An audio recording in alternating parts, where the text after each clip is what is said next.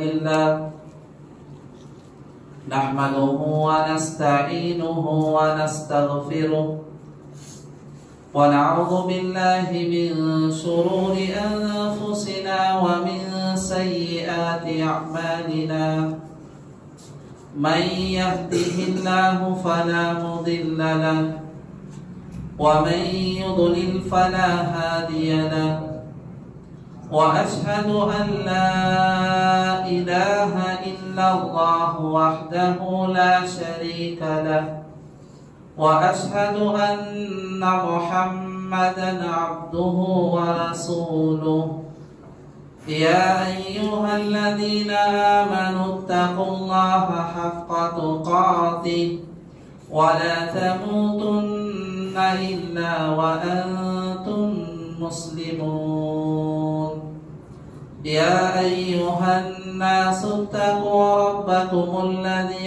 خلقكم من نفس واحدة وخلق منها زوجها وبث منهما رجالا كثيرا ونساء واتقوا الله الذي تساءلون به والأرحام إن الله كان عليكم رقيبا يا أيها الذين آمنوا اتقوا الله وقولوا قولا سديدا يصلح لكم أعمالكم ويغفر لكم ذنوبكم ومن يطع الله ورسوله فقد فاز فوزا عظيما أما بعد فإن خير الحديث كتاب الله وخير الهدي هدي محمد صلى الله عليه وسلم وشر الأمور محدثاتها وكل محدثة بدعة وكل بدعة ضلالة وكل ضلالة في النار. أعوذ بالله السميع العليم من الشيطان الرجيم من همزه ونفخه ونفسه. بسم الله الرحمن الرحيم. يا أيها الذين آمنوا توبوا إلى الله توبة نصوحا. وقال الله تبارك وتعالى في موضع آخر يريد الله بكم اليسر ولا يريد بكم العسر ولتكملوا العدة ولتكبروا الله على ما هداكم. رب اشرح لي صدري ويسر لي أمري واحلل عقدة من لساني يفقه قولي. سبحانك لا علم لنا إلا ما علمتنا إنك أنت العليم الحكيم. حاضرین جمعہ، بزرگوں، نوجوانوں، پردہ نشین خواتین اسلام اور پیارے بچوں، ہر قسم کی تعریف، حمد و ثنا، کبریائی و بڑائی، شہنشاہی و بادشاہی، ابتائی و تنہائی اسی اکیلے اللہ رب العالمین کے لیے لائق اور زیبا ہے، جس نے ساری کائنات کو اکیلے پیدا فرمایا. وہی ہم سب کا خالق ہے، مالک ہے، رازق ہے اور اس ساری کائنات کو اکیلا چلانے والا ہے. سبحان اللہ و بحمدہ سبحان اللہ العظیم. بعدہ ان کی درود و سلام ہو تمام انبیاء کرام پر، خصوصاً آخری نبی جناب محمد رسول اللہ صلی اللہ علیہ وسلم کی ذات گرامی پر، جن کو اللہ تعالیٰ نے رحمت للعالمین بنا کر مبعوث فرمایا. حاضرین جمعہ، خطبہ مسنونہ کے بعد قرآن مجید کی دو مختلف سورتوں کی آیتوں کا کچھ حصہ ابھی میں نے آپ کے سامنے پڑھا ہے۔ ان آیتوں کی روشنی میں آج کے اس خطبہ جمعہ میں انشاءاللہ تعالی کچھ نصیحت کی باتیں، کچھ پیغام، عید الفطر کے متعلق کچھ احکام اور مسائل انشاءاللہ آپ لوگوں کے سامنے بیان کیے جائیں گے۔ حاضرین جمعہ، یہ مہینہ رمضان کا جب آتا ہے اپنے اندر بہت ساری عبادتوں کو جمع اور اکٹھا کر کے آتا ہے۔ اس ماہ کے اندر ایک انسان کئی طرح کی عبادتوں سے جڑ جاتا ہے۔ رمضان کا چاند نظر آ گیا، جیسے ہی چاند نظر آیا قیام اللیل کا اہتمام ہوتا ہے، تراویح ہم لوگ پڑھنے کا اہتمام کرتے ہیں، وہیں دوسرے دن سحری کر کے روزہ رکھنے کا اہتمام کرتے ہیں۔ اس ماہ کی عبادتوں میں سے ایک عبادت زکوٰۃ بہت سارے لوگ اسی مہینے میں نکالتے ہیں۔ اسی طرح یہ مہینہ لیلۃ القدر جیسی رات کو لے کر بھی آتا ہے۔ اسی طرح اس مہینے کو دعاؤں کا مہینہ بھی کہا گیا۔ اس ماہ میں اللہ رب العالمین دعاؤں کو قبول کرتا ہے۔ وہیں اس ماہ کی عبادتوں میں سے ایک اہم ترین عبادت توبہ اور استغفار بھی ہے۔ اللہ سے گناہوں کی معافی مانگنا بھی ہے۔ یہ مہینہ جب آتا ہے توبہ اور استغفار کو اپنے اندر لے کر آتا ہے۔ آج کے اس خطبہ جمعہ میں کچھ باتیں مجھے آپ کے سامنے توبہ اور استغفار کے متعلق رکھنے ہیں۔ محترم حاضرین، سب سے پہلے توبہ کہتے کس کو ہیں؟ توبہ کا معنی اور مفہوم کیا ہے، یہ ہم لوگ سمجھنے کی کوشش کریں گے۔ توبہ کہتے کس کو ہیں؟ توبہ کا معنی عربی زبان کے اندر آتا ہے گناہوں سے پلٹ کر اللہ کی اطاعت، اللہ کی فرما برداری کی طرف لوٹنا۔ ایک انسان گناہوں کے راستے پر چل رہا تھا، گناہوں کے راستے پر جا رہا تھا، جیسے ہی اسے معلوم ہوا کہ جس راستے کو میں نے اختیار کیا ہے، جس راستے پر میں چل رہا ہوں، یہ راستہ مجھے جہنم میں لے جانے والا ہے، یہ راستہ میری نیکیوں کو تباہ اور برباد کرنے والا ہے، وہیں سے وہ انسان یو ٹرن لے لیتا ہے، وہیں سے وہ انسان پلٹ جاتا ہے۔ اسی کا نام توبہ کہا گیا ہے شریعت کے اندر۔ توبہ یتوبو کے معنی آتے ہیں رجع، یعنی لوٹنا اور پلٹنا۔ تو توبہ کا معنی یہ ہوا کہ انسان گناہوں کو چھوڑ کر اللہ کی اطاعت کی طرف، اللہ کی بندگی کی طرف پلٹے، اسی کا نام توبہ ہے۔ استغفار کسے کہتے ہیں؟ طلب المغفرۃ بالدعاء۔ استغفار کا معنی ہے دعا کے ذریعے اللہ رب العالمین سے معافی چاہنا، اللہ رب العالمین سے معافی طلب کرنا، اسے استغفار کہا جاتا ہے۔ محترم حاضرین، اللہ رب العالمین نے انسان کو بنایا اور پیدا کیا ہے۔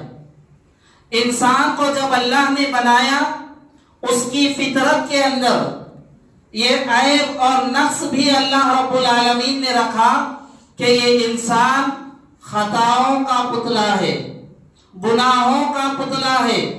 اس کے فطرت کے اندر اللہ رب العالمین نے خطا اور غلطی کا عیب رکھا ہے۔ کوئی انسان یہ دعویٰ کر ہی نہیں سکتا کہ میں 100% گناہوں سے پاک ہوں، میرے سے گناہ سرزد نہیں ہو سکتے، میں گناہوں سے مبرہ ہوں، یہ کوئی انسان دعویٰ کر ہی نہیں سکتا۔ اگر کوئی اس کا دعویٰ کرتا ہے، ایسا آدمی جھوٹا ہے۔ کیوں؟ اس لیے کہ اللہ نے انسان کے اندر خطا اور غلطی کے عیب اور نقص کو رکھا ہے۔ اگر کوئی ذات خطا سے، اگر کوئی ذات عیوب اور نقائص سے پاک ہے، وہ اللہ کی ذات ہے، جو ذات کے جس کے اندر ذرا برابر بھی عیب نہیں، ذرا برابر بھی نقص نہیں، اس کے صفات کمالیہ ہیں، اس کی ذات کمال والی ذات ہے۔ اس کے بالمقابل انسان گناہوں کا پتلا ہے۔ یہی وجہ ہے پیارے نبی صلی اللہ علیہ وسلم نے حدیث کے اندر اس جانب اشارہ کرتے ہوئے فرمایا، حضرت انس بن مالک رضی اللہ تعالیٰ عنہ فرماتے ہیں، کل بنی آدم خطاؤن، بنی آدم کی ساری اولاد، حضرت آدم علیہ السلام کی جتنی ذریت ہے، قیامت کی صبح تک پیدا ہونے والا ہر انسان، پیارے نبی فرماتے ہیں گناہگار ہے، سیاہکار ہے، خطا کار ہے۔ لیکن گناہوں میں سب سے اچھا گنہگار کون ہے؟ خطا کاروں میں سب سے اچھا خطا کار کون ہے؟ اس کو بھی اللہ کے نبی نے اسی حدیث میں بیان فرمایا۔ وہ کون ہے؟ وَخَيْرُ الْخَطَّائِينَ التَّوَّابُونَ، اللہ کے نبی نے فرمایا گنہگاروں میں سب سے اچھا گنہگار، سب سے بہترین گناہگار وہ ہے جس سے گناہ ہونے کے بعد فوراً استغفار اور توبہ کی طرف پلٹتا ہے۔ انسان سے گناہ ہو گیا، غلطی ہو گئی، فوراً وہ گناہ کے سے اللہ سے معافی طلب کرتا ہے، اپنے گناہ پر نادم اور شرمندہ ہو کر اللہ سے استغفار کرتا ہے۔ پیارے نبی صلی اللہ علیہ وسلم نے فرمایا یہ گنہگار انسان سب سے بہترین ہے، گناہ ہونے کے بعد فوراً توبہ کر لیتا ہے۔ محترم سامعین، یہ جو توبہ اور استغفار ہے، یہ عبادت اللہ تعالیٰ کو کتنی پسند ہے، اللہ توبہ کو کتنا پسند کرتا ہے، وہ اس عبادت کو کتنا چاہتا ہے، پیارے نبی صلی اللہ علیہ وسلم نے ایک حدیث میں بیان فرمایا۔ صحیح مسلم کی روایت ہے، حضرت ابو موسیٰ اشعری رضی اللہ تعالیٰ عنہ فرماتے ہیں، پیارے نبی صلی اللہ علیہ وسلم نے کہا، ان اللہ یبسط یدہ باللیل، اللہ رب العالمین رات کو اپنے ہاتھوں کو پھیلا دیتا ہے۔ جیسے ہی رات شروع ہوتی ہے اللہ رب العالمین اپنے ہاتھوں کو پھیلاتا ہے۔ کیوں؟ آگے اللہ کے نبی نے فرمایا تاکہ دن میں غلطی کرنے والا انسان رات میں توبہ اور استغفار کر لے۔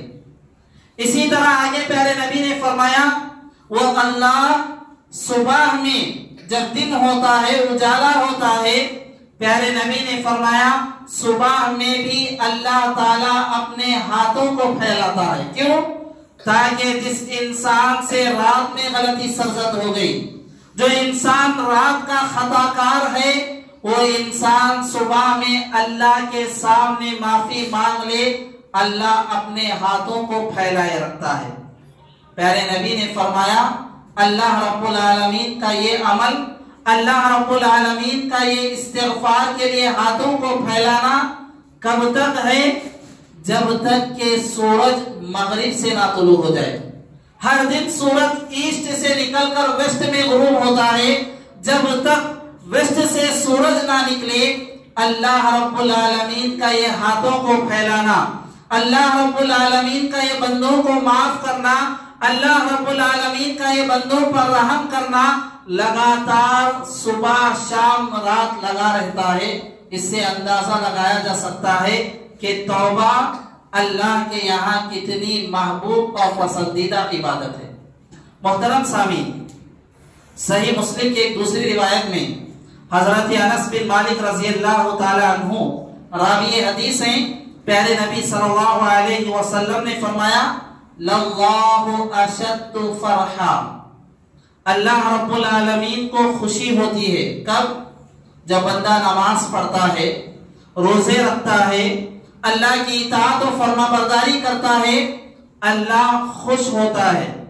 لیکن اس حدیث میں اللہ کے نبی نے فرمایا سب سے زیادہ خوشی، اللہ سب سے زیادہ خوش کب ہوتا ہے؟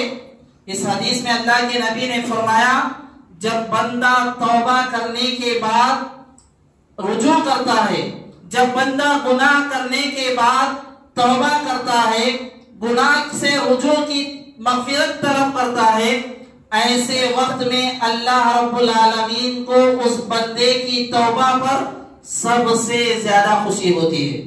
اور آگے پیارے نبی نے ایک مثال بھی دی۔ مثال کیا ہے؟ اللہ کے نبی نے فرمایا ایک آدمی ہے جو جنگل کے راستے کا سفر طے کرتا ہے، اس کے پاس سواری ہے، اپنا اونٹ ہے، سامنے ایک لمبا ریگستان ہے، طویل سفر ہے، جنگل میں اسے نکلنا ہے۔ اس اونٹنی پر اس کا کھانا بھی موجود ہے، اس کا پانی بھی موجود ہے، اس اونٹ کو لے کر وہ راستہ طے کرتا ہے۔ چلتے چلتے جب تھک جاتا ہے، کسی ایک مقام پر، کسی ایک جگہ پر آرام کرنے کے لیے ذرا سا کیا لیٹ گیا، ذری دیر کیا آنکھ لگ گئی، بیدار ہوتا ہے تو دیکھتا ہے کہ اونٹنی اس کے آنکھوں کے سامنے سے اوجھل ہے، اونٹنی اس کی نظر نہیں آ رہی ہے۔ یہ آدمی مایوس ہو جاتا ہے، کیوں؟ اس کی زندگی کا دار و مدار اسی اونٹنی پر ہے، کھانا بھی اسی پر ہے، پانی بھی اسی پر ہے، ایک لمبا ریگستان ہے، جائے تو کہاں جائے؟ مایوس ہو جاتا ہے، زندگی سے نا امید ہو جاتا ہے۔ یہ طے کر لیتا ہے کہ اب موت کے علاوہ کوئی چارہ نہیں، اب مجھے مرنا ہی ہے، نہ تو پانی ہے پینے کے لیے، نہ تو کھانا ہے کھانے کے لیے، یہ لمبا راستہ میں چل کر بھی جاؤں گا تو ہلاک اور برباد ہو جاؤں گا۔ اسی نا امیدی میں، اسی مایوسی میں اسی جگہ پر تھوڑی دیر اور آرام کر لیتا ہے۔ پھر جب آنکھ کھلتی ہے، بیدار ہوتا ہے، نیند سے جاگتا ہے، کیا دیکھتا ہے؟ اللہ کے نبی نے فرمایا وہ اونٹ جو غائب ہو گیا تھا، وہ اونٹ جو بھاگ گیا تھا، وہ اونٹ جو نظر نہیں آ رہا تھا، وہی اونٹ آ کر سامنے کھڑا ہے۔ اس کی خوشی کی انتہا کیا ہوگی؟ وہ آدمی جو موت کو اپنے اوپر فکس کر لیا تھا کہ اب مجھے موت آنی ہے، موت کے علاوہ کوئی چارہ نہیں، اونٹنی کو دیکھتا ہے، اس کے خوشی کا عالم کیا ہوگا؟ اسی خوشی میں کیا غلطی کر بیٹھتا ہے؟ احادیث کے الفاظ ہیں، پیارے نبی صلی اللہ علیہ وسلم نے فرمایا وہ بندہ کہتا ہے اے اللہ تو میرا بندہ ہے، میں تیرا رب ہوں، اللہم انت عبدی وانا ربک۔ خوشی میں جیسے ہی اونٹنی کو دیکھا، زندگی میں دوبارہ پھر یہ احساس ہوا کہ میں دوبارہ جی سکتا ہوں۔ فرحت، خوشی اور مسرت میں اس کے زبان سے یہ الفاظ نکل جاتے ہیں، اللہم انت عبدی وانا ربک، اے اللہ تو میرا بندہ ہے، میں تیرا رب ہوں۔ جس طرح یہ انسان اس کی اونٹنی ملنے پر جو خوشی سے ہوئی، اللہ کے نبی فرماتے ہیں اللہ تعالیٰ اس بندے سے کہیں زیادہ، اسے جو خوشی ہوئی موت کے بعد پھر دوبارہ زندگی ملنے پر یہ جیسا خوش ہوا، اللہ تعالیٰ اپنے اس بندے سے اس سے زیادہ خوش ہوتا ہے جس سے گناہ ہونے کے بعد دوبارہ وہ انسان توبہ اور استغفار کرتا ہے۔ اتنی عظیم ترین عبادت توبہ اور استغفار کی ہے۔ محترم سامعین، علامہ ابن تیمیہ رحمۃ اللہ علیہ فرماتے ہیں شرک سے بڑا کوئی گناہ نہیں، توبہ سے بڑی کوئی نیکی نہیں۔ شرک سے بڑا کوئی گناہ نہیں، توبہ سے بڑی کوئی نیکی نہیں۔ توبہ ایسی نیکی ہے انسان گناہوں کا پتلا کیوں نہ ہو، پیدائش سے لے کر جب سے اسے عقل اور شعور آیا اس وقت سے لے کر جب تک وہ غرغرے کی حالت میں نہیں گیا گناہ کرتا رہا، اس کی زندگی گناہ میں ڈوبی رہی۔ لیکن یہ توبہ کی عبادت ایک مرتبہ زندگی میں کر لے، اللہ کے سامنے ہاتھ اٹھا لے، یہ ایسا پروانہ ہے، یہ ایسی عبادت ہے کہ اللہ تعالیٰ پوری زندگی کے گناہوں کو معاف کر دیتا ہے۔ قرآن مجید میں اللہ رب العالمین نے اپنے بندوں سے مخاطب کر کے فرمایا اے نبی قل یا عبادی الذین اسرفوا علی انفسہم، اے نبی آپ میرے ان بندوں سے کہیے جنہوں نے اپنی جانوں پر ظلم کیا ہے، جو ظلم کے گڑھے میں دھس چکے ہیں، ایسے بندوں سے آپ کہیے اللہ کی ذات سے کبھی مایوس نہ ہو۔ لا تقنطوا من رحمت اللہ، اللہ کی رحمت سے کبھی مایوس نہ ہو۔ وہ اللہ کیسا ہے؟ ان اللہ یغفر الذنوب جميعا، سارے کے سارے گناہوں کو معاف کرنے کی طاقت اللہ رب العالمین رکھتا ہے۔ یہی وجہ ہے کتب احادیث کے اندر ایک واقعہ ہمیں ملتا ہے، جو واقعہ کہ ہم نے بارہا سنا ہوگا، وہ آدمی جس نے 90 آدمیوں کا قتل اور مرڈر کیا تھا۔ حدیث میں اللہ کے نبی نے فرمایا ایک آدمی 90 آدمیوں کا قاتل ہے، 90 آدمیوں کو اس نے مارا ہے، اور اسلام میں قتل کو کیسا گناہ قرار دیا ہے؟ سورہ مائدہ میں اللہ رب العالمین نے فرمایا من قتل نفسا بغیر نفس او فساد فی الارض فکأنما قتل الناس جميعا، ایک جان کو قتل کرنا، ایک انسان کو قتل کرنا اتنا بڑا گناہ ہے، اللہ نے فرمایا ساری انسانیت کا قتل ہے۔ ایک انسان کا قاتل ساری انسانیت کا قاتل ہے۔ ویسے میں یہ آدمی جس سے 90 لوگوں کو مار دیا، 90 لوگوں کا مرڈر کر دیا، گنہگار کتنا بڑا ہوگا، کتنا بڑا سیاکار ہوگا۔ اس کے تعلق سے اللہ کے نبی نے فرمایا اس نے لوگوں سے معلوم کیا، دریافت کیا، کیا میری توبہ کی کوئی گنجائش ہے؟ کیا میری توبہ کا کوئی امکان ہے؟ کیا میری معافی ہو سکتی ہے؟ لوگوں نے بتایا فلاں جگہ ایک راہب رہتا ہے، ایک راہب ایک بابا رہتا ہے، اس کے پاس جاؤ مسئلہ پوچھو، وہ تمہیں بیان کرے گا۔ راہب کے پاس آیا، آ کر مسئلہ دریافت کرنے لگا، پوچھنے لگا میں نے 90 آدمیوں کو مارا ہے، کیا میرے لیے توبہ کی گنجائش ہے؟ میں معافی مانگنا چاہتا ہوں، اللہ کے سامنے رونا اور گڑگڑانا چاہتا ہوں، کیا میری توبہ ہو سکتی ہے؟ اس راہب نے کہا اللہ تجھے معاف کرنے والا نہیں، جب معاف کرنے والا نہیں تو تجھے کیوں زندہ چھوڑوں؟ اس نے اس آدمی کا بھی قتل کر دیا، مکمل 100 آدمیوں کو مار دیا۔ پھر بھی دل میں احساس ہے کہ ہو سکتا ہے میری معافی کی کوئی امید ہو، میری معافی کا کوئی پروانہ ضرور ہو، لہذا پھر تلاش اور جستجو کرتا ہے، لوگوں سے پوچھتا ہے۔ لوگوں نے ایک عالم کی طرف اس کی رہنمائی کر دی، عالم صاحب کے پاس آیا، آ کر سوال کرنے لگا 90 آدمیوں کو میں نے مارا تھا، ایک آدمی سے مسئلہ پوچھنے گیا، اس نے مسئلے کا غلط جواب دیا، اسے بھی قتل کر دیا ہوں، اب آپ کے پاس آیا ہوں، کیا میری توبہ ہو سکتی ہے؟ میں توبہ کرنا چاہتا ہوں۔ عالم صاحب نے جواب دیا تیرے اور توبہ کے درمیان کون حائل ہو سکتا ہے؟ تیرے اور توبہ کے بیچ میں کون آ سکتا ہے؟ اگر تو صدقے دل سے معافی مانگ لے، یقیناً اللہ رب العالمین تجھے معاف کرے گا۔ ایک بات میری یاد رکھنا، جس گاؤں میں تو رہتا ہے وہ گنہگاروں کا گاؤں ہے، جہاں پر برے لوگ رہتے ہیں، میری یہ بات مان، اس گاؤں کو چھوڑ کر، اس شہر کو چھوڑ کر فلاں شہر چلا جا جہاں نیک لوگ رہتے ہیں، نیکوں کی صحبت میں رہ کر تو بھی نیک بنے گا، بروں کی صحبت میں رہ کر انسان برا بنتا ہے۔ لہذا عالم صاحب نے مشورہ دیا، اس نے راستہ طے کیا، سفر طے کیا اس نیک بستی کی طرف جانے کے لیے۔ اللہ رب العالمین کا کرنا ایسا ہوا، ابھی راستے میں ہے، ملک الموت نے آ کر روح قبض کر لی، ملک الموت نے آ کر روح قبض کر لی، انتقال کر گیا۔ آسمان سے عذاب کے فرشتے بھی آ گئے، آسمان سے رحمت کے فرشتے بھی آ گئے، آپس میں جھگڑنے لگے۔ 100 آدمیوں کا قاتل ہے، گنہگار ہے، اس کی روح ہم لے جائیں گے۔ فرشتے کہہ رہے ہیں کہ نہیں، توبہ کی امید لے کر یہ آدمی بستی سے نکلا تھا، اس کے روح کو ہم لے جائیں گے۔ اللہ رب العالمین نے جج کے طور پر، فیصلہ کرنے کے طور پر ایک اور فرشتے کو انسانی شکل میں بھیجا۔ اس فرشتے نے مشورہ دیا، یہ جو راستہ طے کر کے آیا ہے، اس راستے کو ناپا جائے، کتنا فاصلہ اس نے طے کیا ہے۔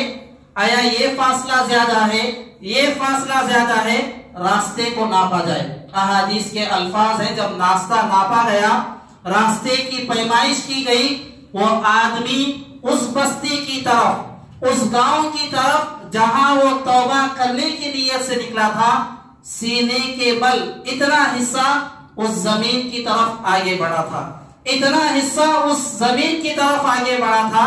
فرشتوں نے کہا رحمت کے کہ اس کی توبہ کی یہ امید لے کر نکلا تھا، یہ راستہ اس نے طے کیا ہے، لہٰذا ہم اس کو لے کر جائیں گے۔ محترم سامعین، یہ اتنا بڑا واقعہ مجھے اور آپ کو نصیحت کرتا ہے، ہم کتنے بڑے گنہگار کیوں نہ ہوں، کتنے بڑے عاصی اور نافرمان کیوں نہ ہوں، اس اللہ کے سامنے جھک کر ایک مرتبہ گڑ گڑا لیں، ایک مرتبہ آنکھوں سے آنسو بہا لیں، اللہ سے معافی مانگ کر دیکھیں وہ اللہ ہمارے گناہوں کو کیسے معاف کرتا ہے۔ محترم سامعین، رمضان کے بالکل آخر اسٹیج پر میں اور آپ ہیں، کیا ہم میں سے ہر شخص اس ماہ کو پا کر اپنے گناہوں کو معاف کر لیا ہے؟ یہ نہیں، میں اور آپ جائزہ لیں۔ اگر نہیں کیے ہیں، حدیث آپ سنیں، ابھی کچھ لمحات باقی ہیں، اللہ رب العالمین سے صحیح معنوں میں توبہ کر لیں۔ پیارے نبی صلی اللہ علیہ وسلم کے بارے میں آتا ہے، حضرت ابو ہریرہ رضی اللہ تعالیٰ عنہ فرماتے ہیں، اللہ کے نبی ممبر پر چڑھے، ممبر آپ کا تھا، خطبہ دینے کے لیے سیڑھیاں جو تھی، 3 سیڑھیوں پر آپ چڑھ رہے ہیں، آمین آمین آمین 3 مرتبہ کا۔ صحابہ اکرام پریشان، اللہ کے نبی اتنی مرتبہ ممبر پر چڑھے، اتنی مرتبہ واعظ و نصیحت کیے، کبھی آمین آمین آمین نہیں کہا۔ آج کیا نئی بات ہو گئی کہ اللہ کے نبی آمین کہہ رہے ہیں؟ صحابہ کرام نے پیارے نبی سے پوچھ ہی لیا، اے اللہ کے نبی کیا بات ہے کہ آپ نے آج اس طرح عمل کیا؟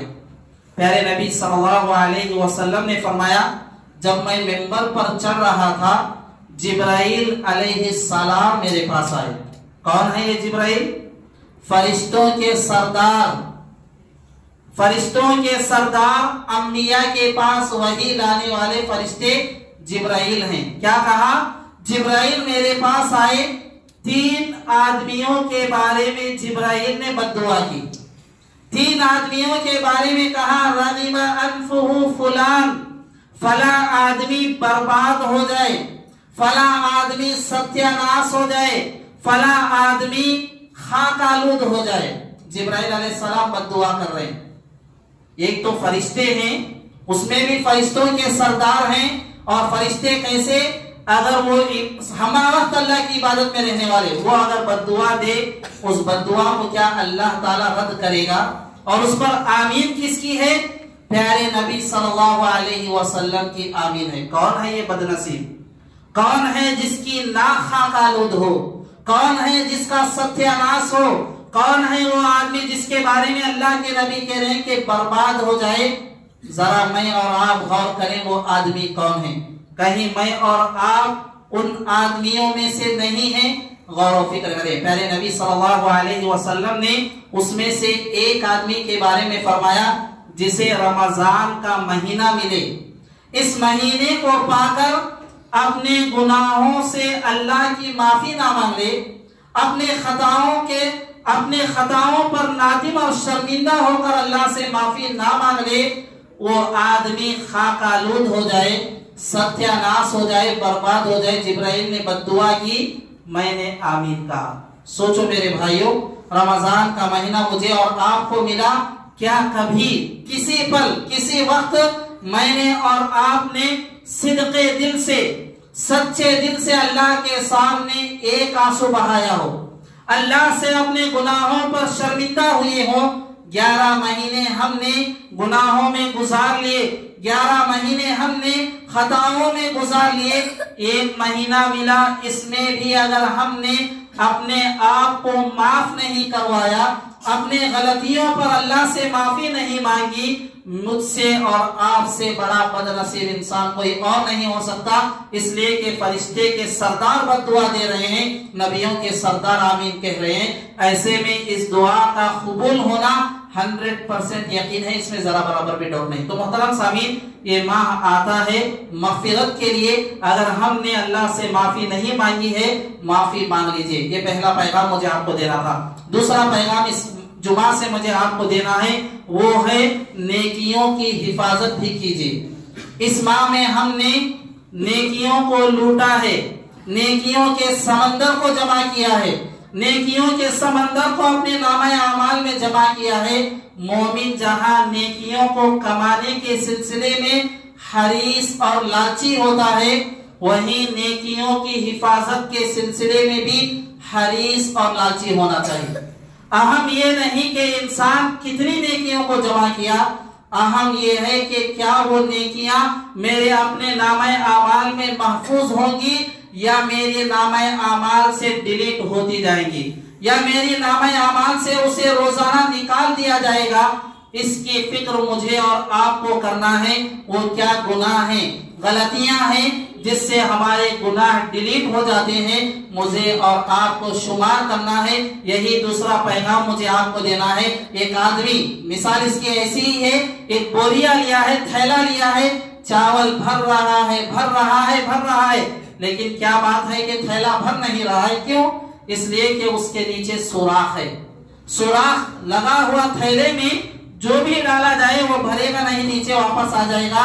نیکیاں کرنے کے بعد نیکیوں کی حفاظت کی فکر کریں۔ یہ فکر اگر ہمارے اندر نہ ہو تو ہمارے جو نیکیاں سارے رمضان میں ہم نے جمع کیے دھیرے دھیرے ڈیلیٹ ہو کر ہمارے نامہ اعمال پھر صفر بن جائے گا۔ اس کی حفاظت کریں۔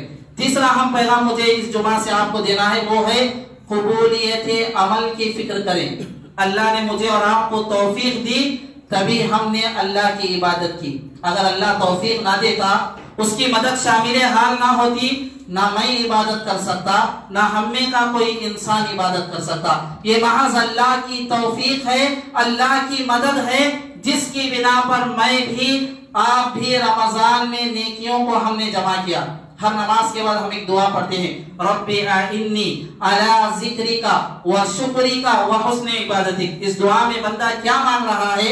اللہ سے توفیق مانگ رہا ہے، اللہ سے مدد مانگ رہا ہے، اللہ کے سامنے گڑ گڑا رہا ہے کہ اے اللہ تیری توفیق رہی تبھی میں عبادت کر سکتا ہوں، تبھی میں بندگی کر سکتا ہوں، تبھی کچھ خیر کے کام کر سکتا ہوں۔ تیری مدد توفیق شامل حال نہ رہی میں کچھ بھی کرنے کے لائق نہیں۔ اللہ نے موقع دیا، عبادتیں ہم نے کی، ذرا عبادتوں کی قبولیت کی بھی فکر کریں۔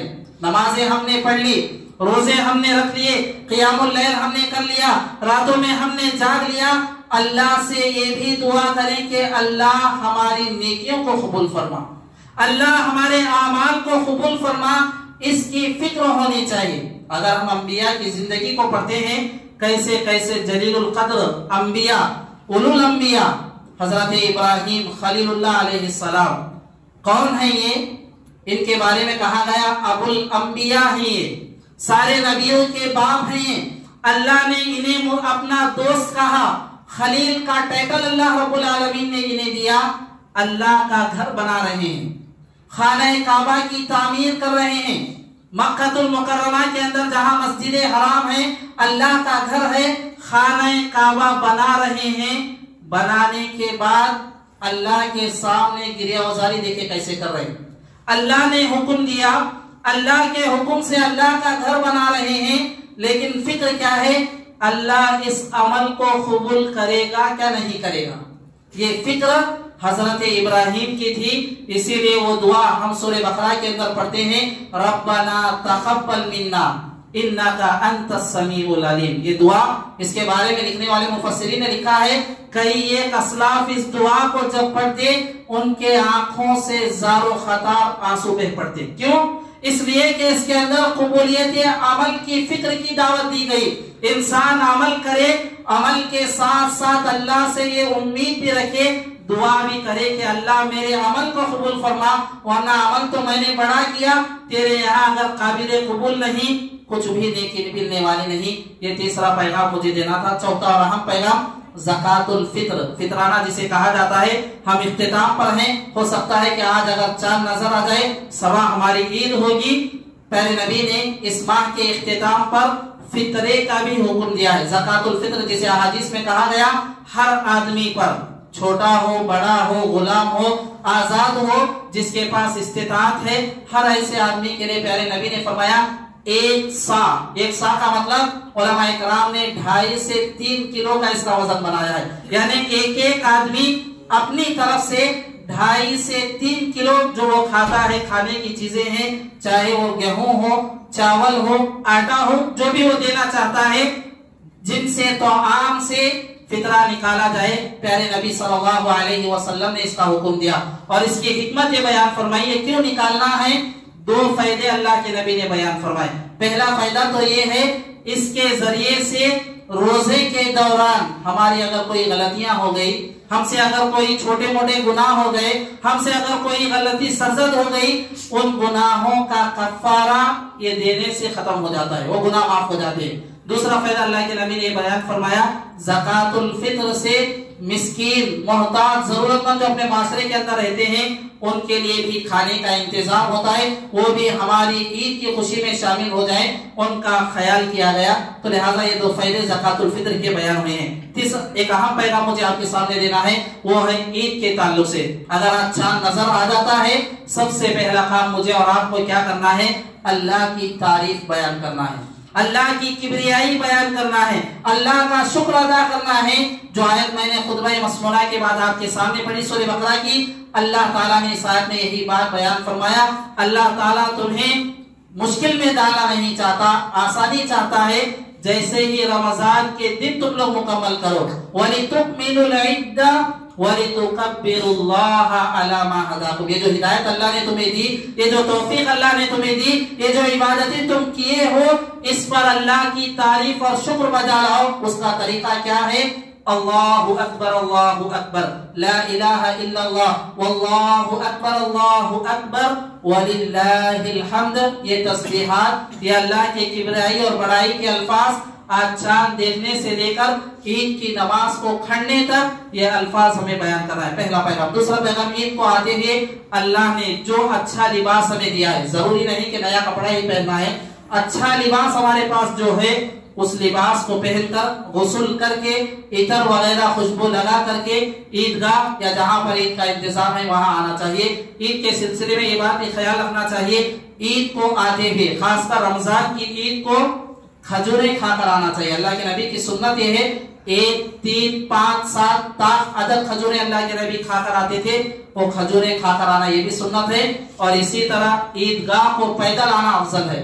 اللہ کے نبی پیدل عیدگاہ کو آتے تھے، پیدل عیدگاہ کو جاتے تھے، چل کر آتے تھے، چل کر جاتے تھے، چل کر آنا زیادہ مناسب ہے۔ اور اسی طرح آتے ہوئے تکبیرات کو بلند کرتے ہوئے آئے، اللہ اکبر، اللہ اکبر، لا الہ الا اللہ، واللہ اکبر، اللہ اکبر، وللہ الحمد۔ ان تسبیحات کو پڑھتے ہوئے آنا چاہیے۔ اور اسی طرح خواتین کے سلسلے میں یہ بات بھی یاد رکھیں کہ اگر خواتین حیض میں ہیں، حالت حیض میں ہیں، اللہ نے انہیں حالت حیض میں رکھا ہے، ایسی خواتین بھی عیدگاہ میں شریک ہو سکتی ہیں۔ نمازیں تو نہ پڑھے، لیکن جب دعا ہو، دعا میں خواتین کو شامل کرنے کا حکم دیا گیا ہے۔ یہ کچھ باتیں تھی جو مجھے اس جمعہ سے آپ کے سامنے پیغام دینا تھا۔ اللہ سب سے پہلے مجھ کہنے والے کو، تمام سننے والوں کو عمل کی توفیق عطا فرما۔ اے اللہ ہمیں صحیح معنوں میں توبہ اور استغفار کی اہمیت کو سمجھنے کی توفیق عطا فرما۔ اے اللہ ابھی جو بچے کچھ گھنٹے ہمارے پاس رہ چکے ہیں، اس میں صحیح معنوں میں تجھ سے توبہ کرنے کی توفیق عطا فرما۔ اے اللہ ہمیں اپنے اعمال کی فکر کرنے کی توفیق عطا فرما۔ نیکیوں کو جو بھی ہم نے جمع کیا ہے، اے اللہ اس کی حفاظت کی فکر عطا فرما۔ قبولیت عمل کے اللہ ہمیں فکر عطا فرما۔ رمضان کے مہینے میں تیری توفیق سے جو بھی نمازیں، روزے، عبادات، صدقہ و خیرات، زکوٰۃ، عطیات، قیام اللیل، شب قدر میں ہم نے جو بھی عبادتیں کی ہیں مولا، ان تمام کو شرف قبولیت کا درجہ عطا فرما۔ اے اللہ کل قیامت کے دن میزان حسنات میں ہمارے لیے باعث اجر بننے کی توفیق عطا فرما۔ اے اللہ ہمارے لیے نجات کا ذریعہ بننے کی توفیق عطا فرما۔ اے اللہ ہم میں سے جو بھائی بیمار ہیں انہیں شفاء کاملہ عاجلہ عطا فرما، جو پریشان حال ہیں مولا ان کی پریشانیوں کو دور عطا فرما، جو مقروض ہیں، قرض میں ڈوبے جا رہے ہیں، اے اللہ ان کے لیے ادائیگی کا انتظام فرما۔ اے اللہ ہمارے والدین کی صحت و عافیت میں برکت عطا فرما۔ اے اللہ ان کا سایہ ہم پر قادر نصیب فرما، ان کی خدمت کر کے ہمیں جنت میں اپنا مقام بنانے کی توفیق عطا فرما۔ جن کے والدین وفات پا چکے ہیں مولا، بال بال ان کی مغفرت فرما، تا حد نگاہوں کی قبر کو کشادہ کر دے، جنت کے باغات میں سے ایک باغ بنا۔ جب تک دنیا میں رکھ اسلام پر رکھ مولا، جب ہمارا خاتمہ ہو ہماری زبان پر کلمہ لا الہ الا اللہ جاری ہونے کی توفیق عطا فرما. آمین. وآخر دعوانا الحمدللہ رب العالمین.